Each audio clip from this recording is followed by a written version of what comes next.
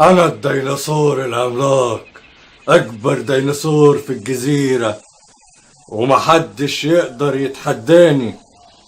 وأنا جعان دلوقتي، أقدر آكل أي حد على الجزيرة. فين الديناصورات الصغيرين عشان أكلها؟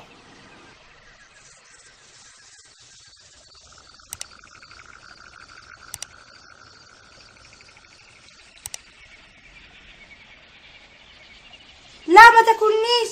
الحقوني، الحقوني، حد ينقذني من الديناصور العملاق. استنى هنا، ما تجريش، هتروح مني فين؟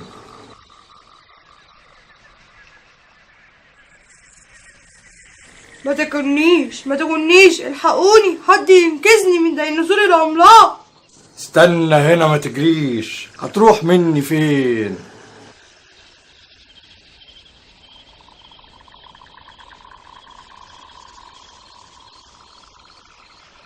احنا لازم نتجمع كلنا ونشوف حل للديناصور العملاق ده. ايوه، لازم نشوف حل. احنا مش كل شوية هنهرب منه، لازم نشوف حل.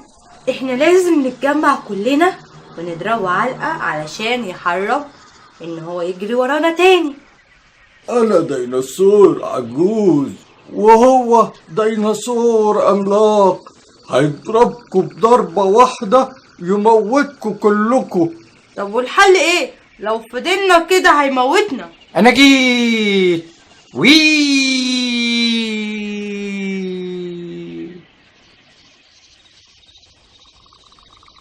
أنا جيت.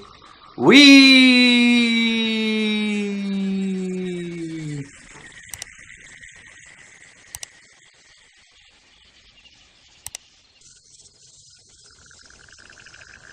بصوا بقى، انا اقدر عليه.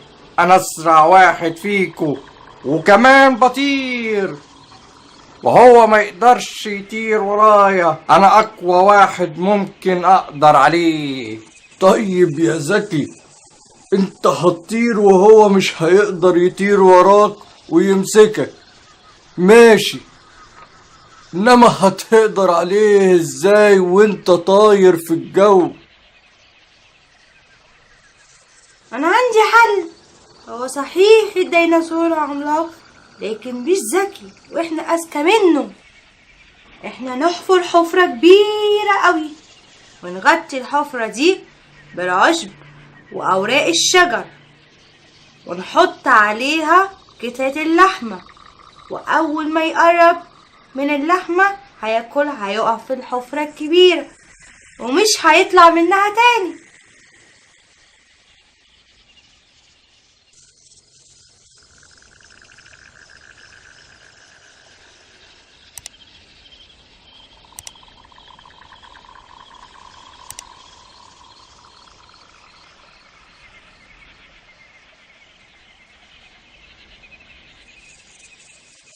ادي اوراق الشجر واغصان الشجر والعشب.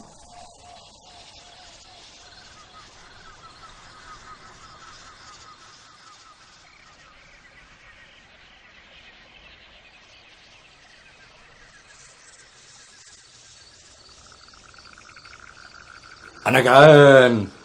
ايه ده؟ لحمة هناك اهي، لحمة هناك اهي، اما اروح اكلها. ها ها ها.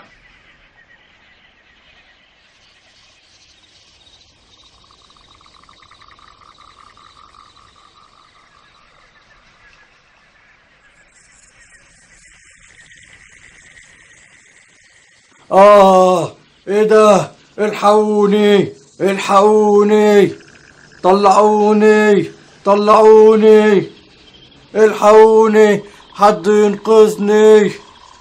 هاي، وعشان تفهم وتعرف ان الحجم الكبير والقوة مش كل حاجة، اديك وقعت يا غبي في الحفرة اللي احنا عملها لك. ها ها ها، شوفوا الديناصور العملاق بقى عامل ازاي.